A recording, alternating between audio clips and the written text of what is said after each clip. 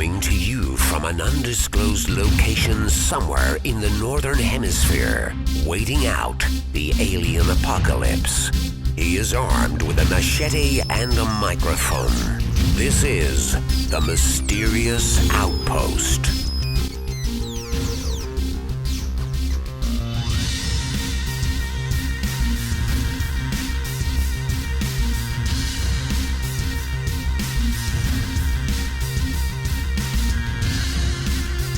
All right, welcome Tricia McCannon to the show. I thank you for spending your time with me this evening. This is a treat and honor, and I feel like I use this phrase a lot. I feel like a fat kid in a candy store right now because I've been following your work on YouTube on and off for a little while, and I've been wanting to interview you.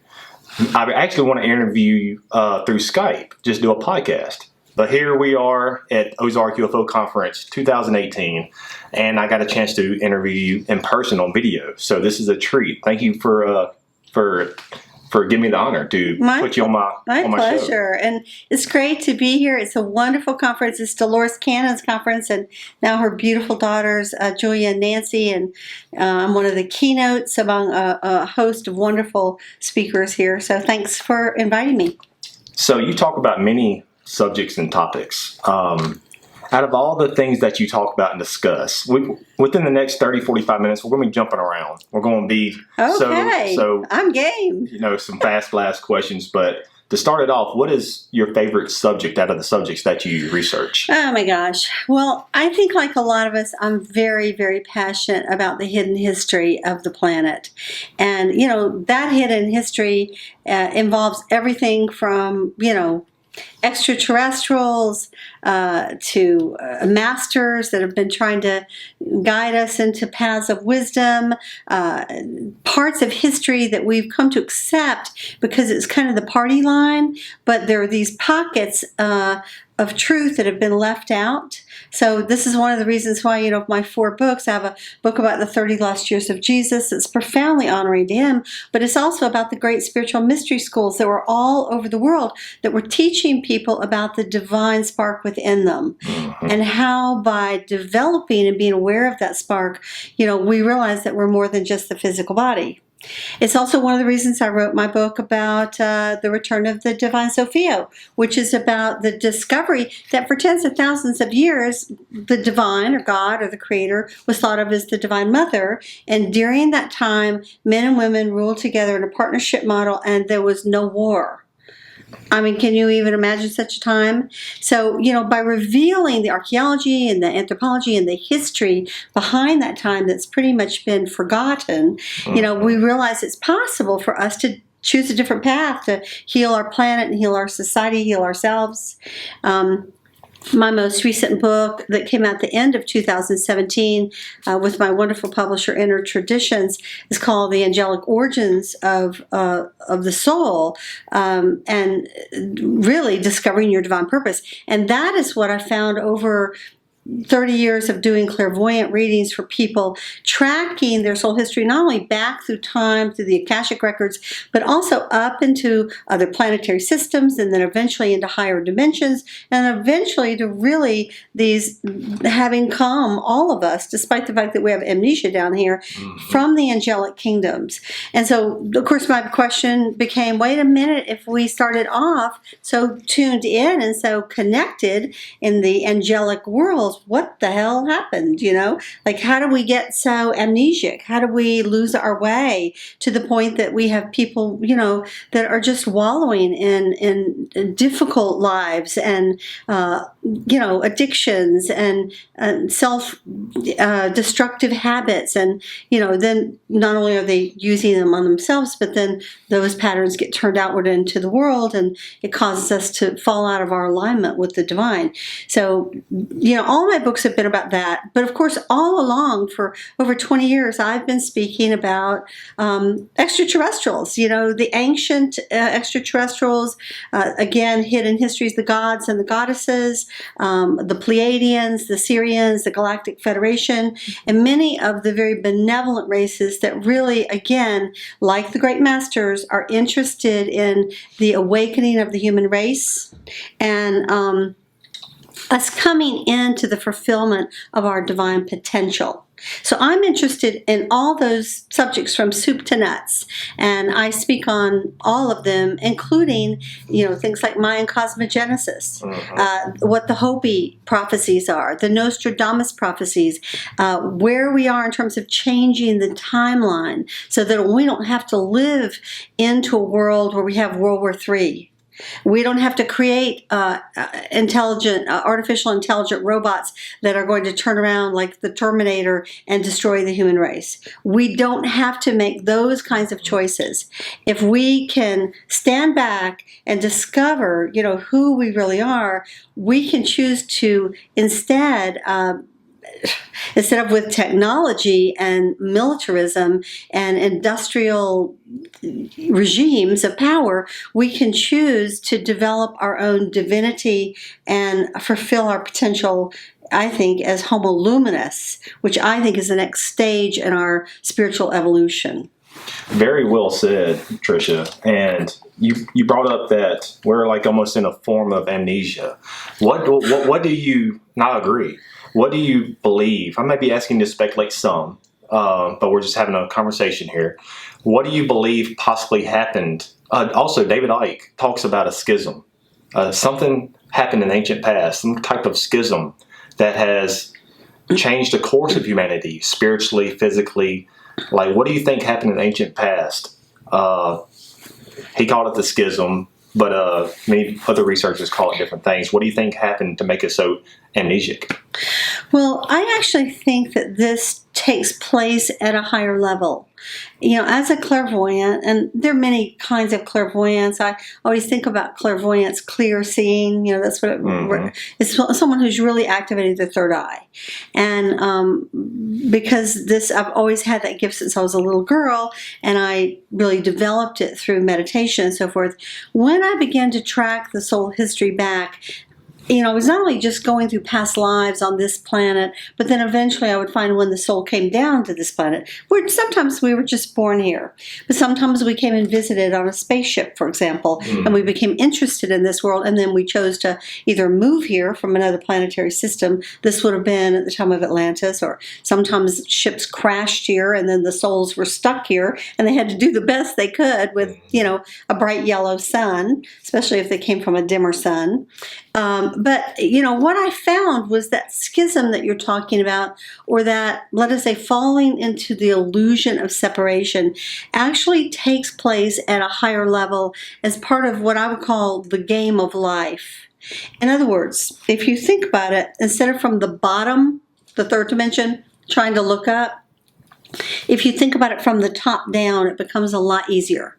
From the top down, if, let us say, the divine, the creator of all things, if we have a spark of that divine within us, that eternal thing that we call the soul, that soul is, a creator, a small creator, because the infinite is an infinite creator, but we still have that spark within us. At the higher levels, we are able to hear the music of the spheres. We're able to connect with the unity of, let us say, the great cosmic ocean of love and mercy, which is what the masters call it. But at some point, it's just like, would you be happy up in heaven? I know this sounds silly, but to play a harp on a cloud for the rest of your existence? Not really, no.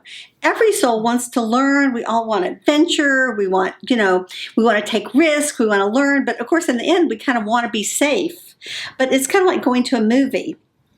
If you've ever gone to a movie and it was a really bad movie, it's like you kind of just don't believe, you can't buy into the story because it's bad acting, okay? But what if it's a really great movie? I mean, your heart is pounding, you're rooting for the hero, you're rooting for the heroine, you're on the thrill ride of your life for those 2.5 hours.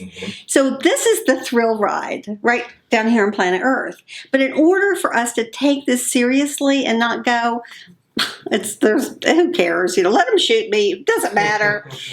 We have to go into amnesia. And so what I discovered, and I talk about actually in my latest book, The Angelic Origins of the Soul, is what the masters call the 3 lies of Adi karma. Now, Adi means first karma, A-D-I, Adi karma. And these are not true things, but they are things that are laid into the ego structure, not the soul structure. The soul is infinite, but the ego is perishable. The ego is something we attain in the fifth dimension, and we kind of carry it with us all the way down into the third. And of course, the whole idea is that the soul becomes the master of your ship, and the ego is supporting the soul. But in many cases, the ego, as we notice if we look around the world, the ego is running everything. Okay? And the soul's in the back going, Ari Vey, he never listens to me, you know. I think about Hitler's soul. You know, the ego was just had the chariot and was driving down the runway, and the soul was like, "Oh my God, we're going to be paying for this." so those 3 laws of Adikarma are. Would you like to know what they are? Yes, go ahead. Okay. This might be interesting for you guys out there too, and you can see if any of these fit for you. So the first one is, "I'm not worthy to be loved." And you can say, fill in the blank, by God. But in truth, it would be like, I'm not worthy to be loved by my father or my mother or my girlfriend or my, family or whatever. But it's really, they're just the stand-ins for God. And this creates the emotion of sadness. The second lie of Adikarma is, I'm alone down here. Yeah. I'm alone down here. And so that creates fear. And we all know people that sort of have that. And sometimes they just isolate and become like hermits. And sometimes they actually surround themselves with people all the time and they don't want to ever be alone because they're scared to be alone. Yeah. Right. The third one is I've been betrayed by God. I've been abandoned or betrayed by God. And you can do the fill in the blank. I've been abandoned or betrayed by my parents, abandoned or betrayed by my friends, abandoned or betrayed by my best friend, by my boss, etc. And that one causes anger. So you can actually look at what the emotions are that are being triggered in you. We all know people that seem like they just got up on the wrong side of the bed and they've been angry like their whole life. Well, we know that at some level they feel like that they were abandoned or betrayed. Mm-hmm. Same thing when people are dealing with issues of self-worth. Many times it's sadness, and it's that they don't feel worthy to be loved. And just so that everybody's got at least one of these, okay? It's not like there's something wrong with you. It's kind of like we had to start with one. You can add the others, of course, but, and some people do because of what the traumas and the trials and tribulations they go through. But those are easier to kind of bust through. And the truth is that we as a soul have to see through the illusion, because there are antidotes to every one of these. And if you apply the antidote, for example, being alone, you couldn't be alone if you tried. I mean, if everything we are living in is like the infinite sea of intelligence, cosmic intelligence. Everything has a spark in it. We're like fish swimming around in water, wondering if there is any water. Okay? Mm-hmm. I don't know. Did you see any water? I don't see any evidence of any water. We're in the water. We're in the pool of the divine, which is the cosmos. So we can't really be alone. You have your cat, you have your dog, you have, this water here. There's a cushion here. When you begin to practice the presence of the inner master, which is what the ancient adepts and sages tell us, you become aware of that divine presence that's the witness self. And the witness self isn't just yourself. It's the witness self of the divine presence, the inner master. You can think of it, there's so many ways you can think of it. And this is really beyond like a religion. Okay, this is, the ancients knew this. They called it the divine Purusha, which they said was the selfless self that penetrates the universe, that watches everything and everyone with infinite love. In Christianity, we call it the Christ spirit. Or Christ consciousness, same thing? The Christ consciousness, exactly. So, when we get into talking about extraterrestrials and all that, it's such a big, conversation in itself. But at a certain level, if they're part of the creation, they also have the divine spark within them. Okay, now they may be using it wisely so that they're like these beautiful elder beings, or they can be using it callously so that they are into war and domination. Mm-hmm. Just like human beings, the same thing. So we have the potential, this enormous potential for great good, transcendent awakening gifts and abilities, clairaudience, clairvoyance, clairsentience, telekinetic ability, levitation, the ability to, put our hand through walls. I mean, these are all things that have been reported by sages and masters. We have within our DNA what they're calling junk DNA, which is 97%. 98% of all of our DNA, that's not the junk. That's actually where the juice is. And so, as biologists like Dr. Bruce Lipton, a wonderful researcher, has pointed out, is through the vibration of love, the emotion of love, it relaxes the DNA and we suddenly have access to more potential within our own matrix, our own blueprint. But fear and stress, which we can't help but notice, we have lots of in our societies, running around like little chickens with our heads cut off. Fear and stress actually tighten the DNA and it gives us less access to who we are. So we stay asleep. We stay like little hamsters on the hamster cage, running in circles. Does it put you in a lower vibrational field? Exactly. Exactly. So let's get forward just a little bit more. We've got about halfway through this little interview. It's remarkable. I'm telling you, you are loaded with information. So let's go back to the Bible. Genesis 1:26. Let us make man in our image and after our likeness. Said the Elohim. Give us your depiction of that verse and who were they actually talking about? Well, I don't think that they're talking about the divine creator or what we think of as God with a big G. No, God with a big G created the whole thing, sent the souls out into the world, and of course, there have been different races that have been at various levels of evolution. We're probably a mid-level race. There's certainly races behind us, more primitive. There are races ahead of us, more advanced.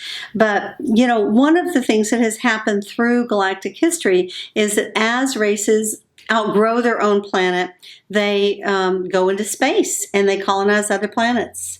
And they, take whatever the indigenous life forms are there and, either their own people move there or they say, well, what could we do with this species? And if they've gotten to the point of genetics, then they try to figure out how to up the DNA of that species. And I think that's really what happened for us. So we were genetically altered. Was the species already here on Earth?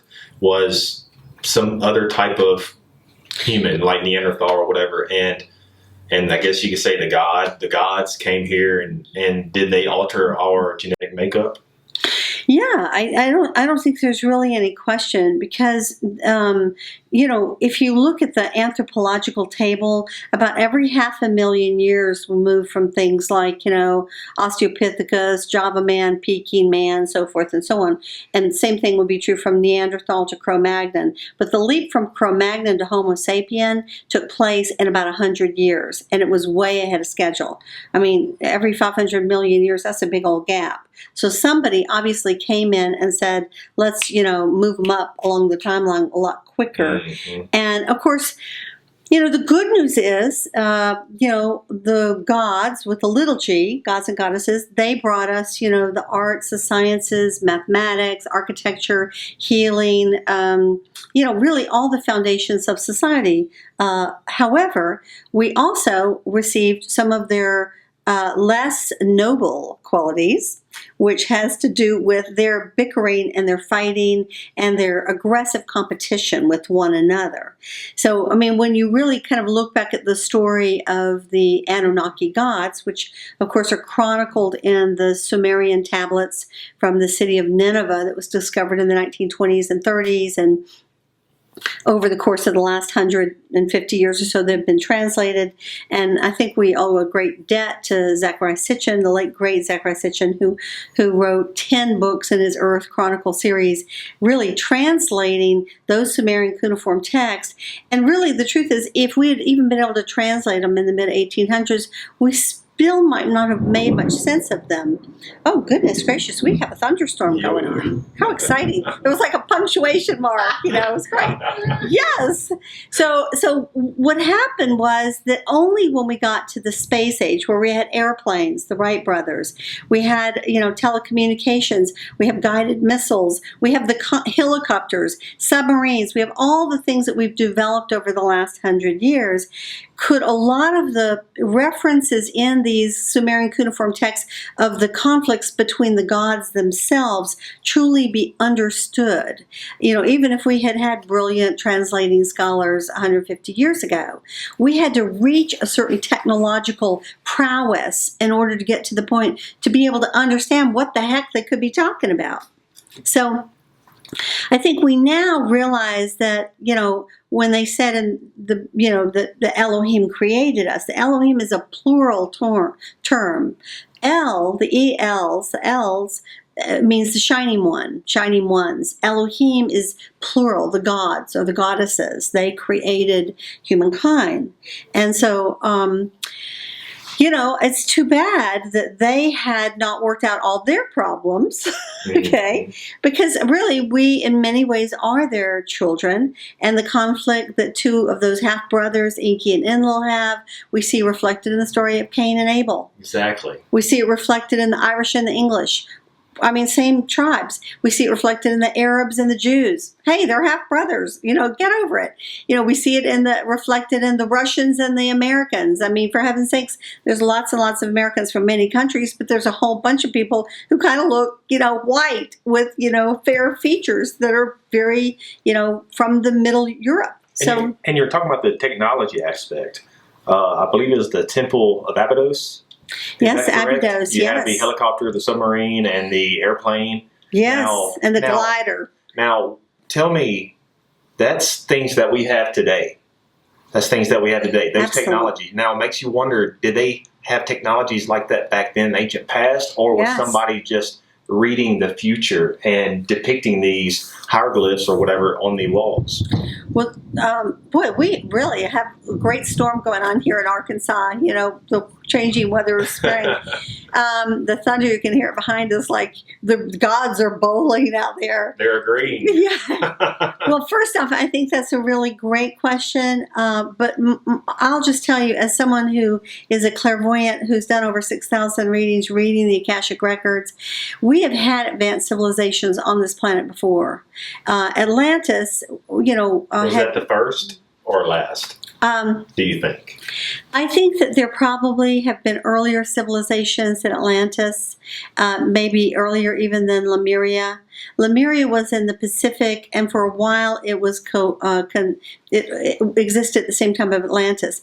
But Atlantis went through many different periods, and I actually do presentations on Atlantis and this hidden city they've discovered under Antarctica, under 3 miles of the ice, and there's just a lot to be said. I do a lot of, just so you know, I have a whole series of webinars I've created on these, and you can find references to them on my website, Tricia McCannon Speaks. You can find them on Portal to Ascension, which I've done a lot of them for. Yes. portaltoascension.org. That's a great site, and a lot of those are chronicled. Plus, I have like over 30 DVDs about these kinds of subjects. But the truth is, we don't know how far back advanced civilizations on this planet go. That's the truth of it.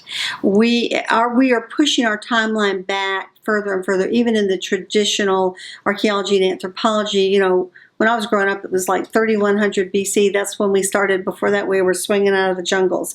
That's when Egypt officially started. But in fact, before that, we had what? Assyria, we had Babylon, we had Sumeria.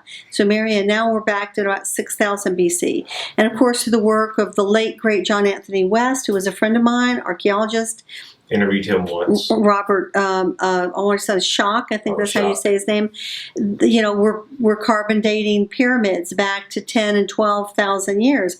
The recent discoveries at Göbekli Tepe in Turkey, you know, now we're talking 12 to 14,000 years, okay, and so forth. So we're pushing the traditional timeline back in a way that blows the minds of traditional archaeologists. But for people like us who really have been on the page all along that there have been earlier civilizations. You know, Atlantis kind of was a large continent about 100,000 years ago in the Atlantic. And then it broke up because they misused an antimatter device. They had these huge animals like, you know, 10-foot sloths and, you know, super-sized mastodons that were bothering them, and they misused their technology, and it broke it up into 5 continent islands. And then around, that was about 52,000 years ago. Then about 28,000 years ago, it went down to 3 continent islands. And then around 22,000 years ago, went down to the 1 continent island we hear about in Plato's account, in the Timaeus. And that's the one that most of us kind of think of as Atlantis. And that was, of course, in the Atlantic, outside of the Straits of Gibraltar. And they've now found ruins around the Azores. They found these huge pyramids underwater and cities that have gone down. In fact, because I've given presentations on these just recently, they have found over 500 underwater cities. Okay, that is incredible. And so, yeah, we definitely got that thunder going. Yeah. All right. You mentioned Lemuria a while ago, and you've also, in your lectures and research, have talked about the Moai statues on Easter Island. And Lemuria is believed to be in the Pacific, which the Moai statues are facing out towards the Pacific. Do you think there might be a connection there? I do. All those islands that are through the Pacific, the Pitcairn, the Samoa, Hawaii, certainly Easter Island, those are all remnants of that civilization. That was a much earlier civilization. And I think that the people were probably giants, or very large, because what we found in the Ring of Fire, which is basically the ring of volcanic activity, is something like some crazy amount, like I can't remember, 57% of all the volcanoes in the world, or even maybe higher, are literally found there in the Ring of Fire. So, of course, on the western end of the ring, which is over by Australia, New Zealand, and Japan, we found these incredible giant ruins. You'd have to be a giant to walk up them, off the coast of Okinawa and Yogaguni and so forth. So we don't know as much as we'd like to know about any of these cultures. But Lemuria, I think, predated Atlantis. And then, you know, Atlantis came up and they coexisted, and then eventually Lemuria went down. This is what we currently believe. This is our current hypothesis. However, you know, it's a very big puzzle we're trying to put together. And, you know, everything we discover in history and archaeology, it gives us different pieces to begin to fill in the puzzle. And it's a puzzle that there's a lot of pieces we don't have. There's a lot of pieces that we are beginning to have now, and that we do have a lot more than we had 50 years ago, 100 years ago, with now that we have satellite imaging and sonar technology and infrared and so many other things. There's a lot of information out there, a lot of things out there, but the thing is, when will modern academia want to catch on to these belief systems and to this information and accept it as actual scientific fact instead of just theory and speculation? And because there's a lot of evidence out there that they don't want to look at because it's taboo. Well, you know, I think what happens is that the powers that be, you know, get comfortable being in power. Whether it's financial powers, political powers, religious powers, or whatever. And they've been teaching a party line for a long time. And many of them may really, truly believe that that is what the truth is, because that's what they heard from their fathers and their grandfathers. And, you know, That's what they were taught in church. And from a very sincere point of view, some of these people may genuinely believe, even if they're interested in looking into new things, if they have careers in academia and they veer too far outside the line, they could lose their tenure. They could get fired. If they have, if they're, let's say, in the military, and they discover all these things in special ops, they're sworn to secrecy. And if they break that, they're either killed or silenced, or... I did 8 years military police, and there's some things I still can't talk about. Exactly, because they're working for a group that is invested in this level of secrecy.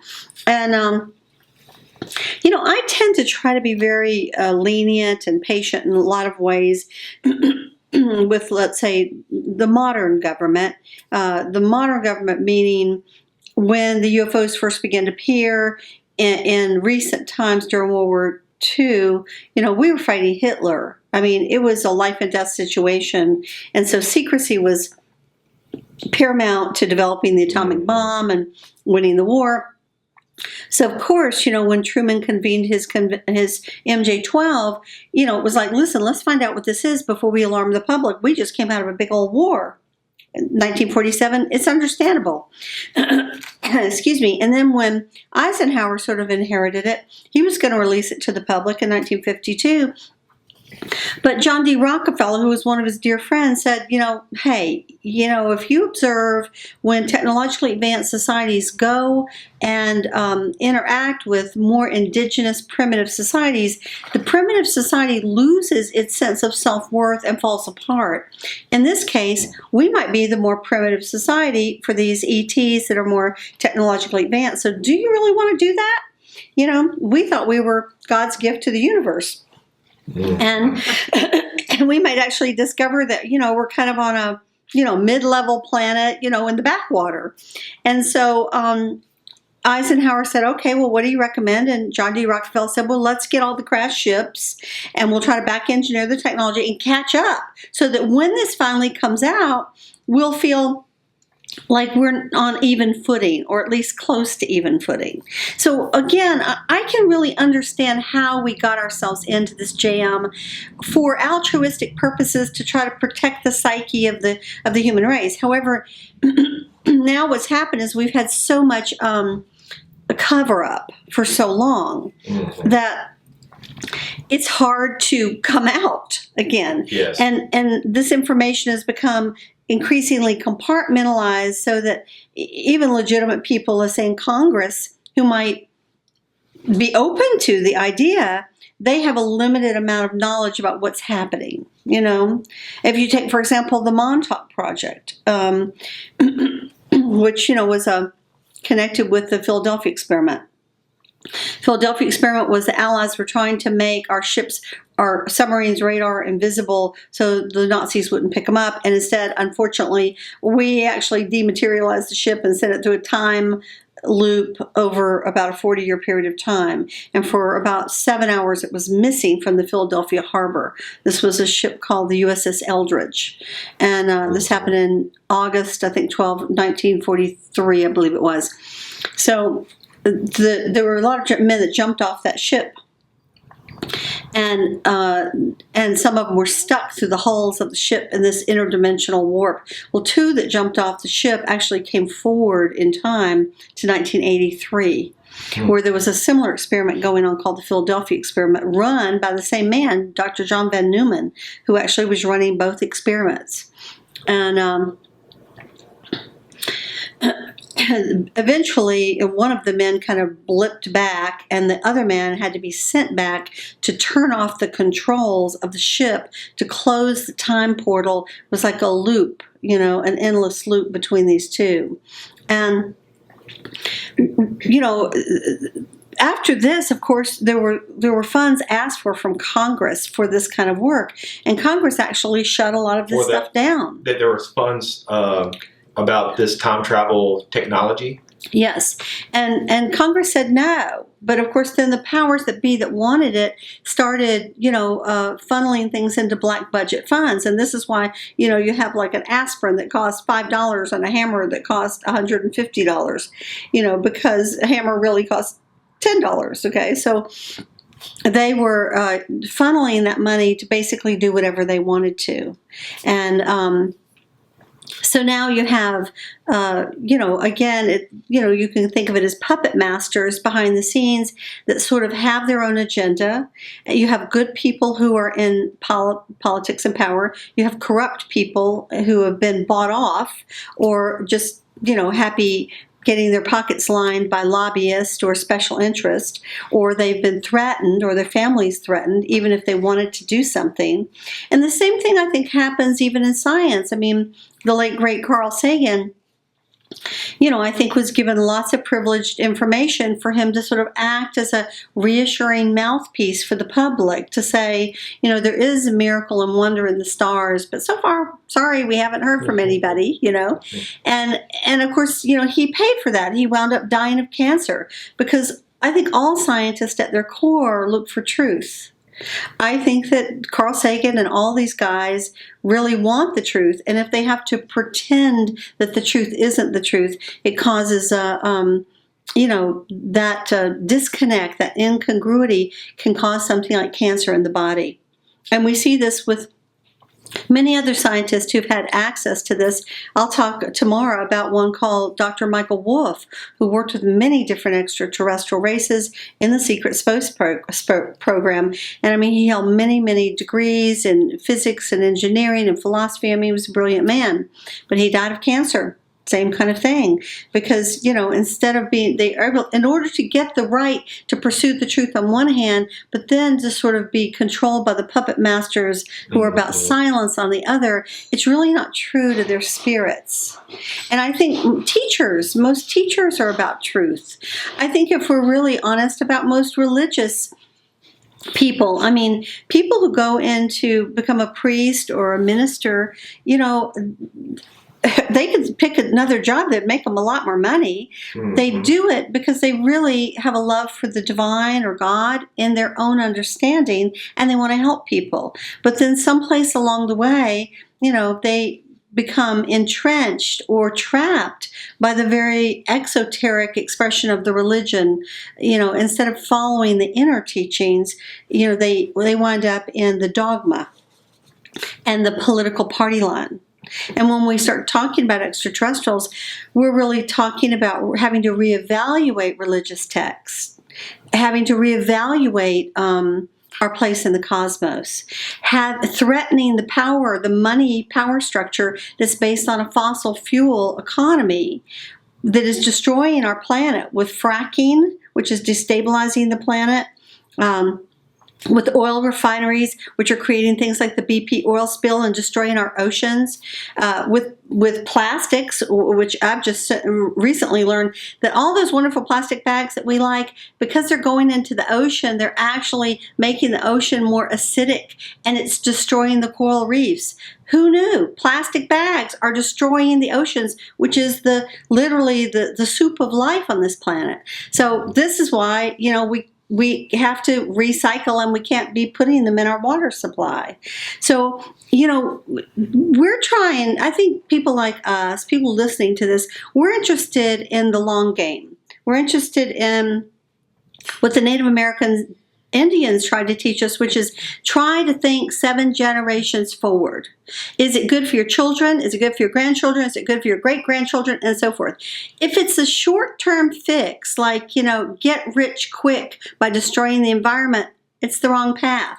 If it's like hide all the evidence so that we can stay in power and control, wrong path. If it's like, okay, let's figure out the safe way to bring the truth forward to the world so that they don't freak out.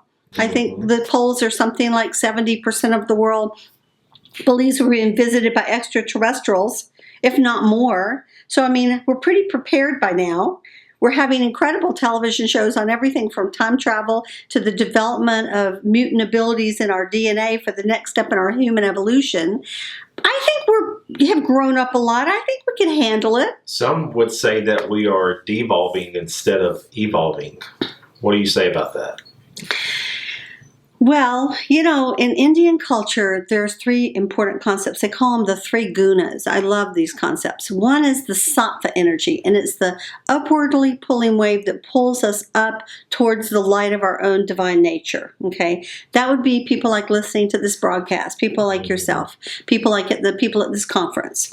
Then there's the tamasic energy, which is the devolving energy pulling us down into pornography, addiction, terrible drug use that anesthetizes us instead of wakes us up. That kind of drug use, not some of the medicine plants that have always been used for shamanic awakening. I'm talking about like the body drugs and the cocaines and the heroines and the opiate addictions and things like that. And then there's what's called the Raja energy. And the Raja energy is the more materialistic society. And ours is, in America, we have a Rajaistic society with a subcurrent of people who are really trying to awaken us, like yourself, and people who are trying to keep us dumbed down, asleep, and obsessed with addiction. I mean, if you look at the television, there's 4 kinds of commercials. The car commercials that have the money, the drug commercials, okay, and then every other commercial of the other 2, okay. The drugs, it's almost like every 3rd or 4th commercial is about do drugs, do drugs, do drugs.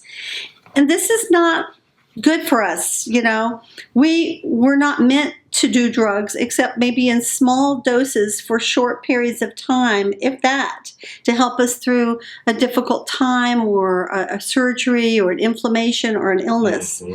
And so I think that the powers that be would really like us kind of dumb and stupid and, working for them. I totally agree. And for the next we're about to end this conversation for this time, for the next couple minutes or just however long it takes you. What will be the final message for people that are watching this video?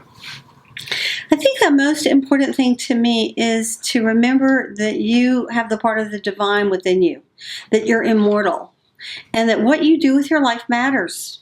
And you can be of service wherever you are. It's the energy that you put out. I think this is a time where kind of the rubber meets the road. As the prophecies talk about, it's a time of testing.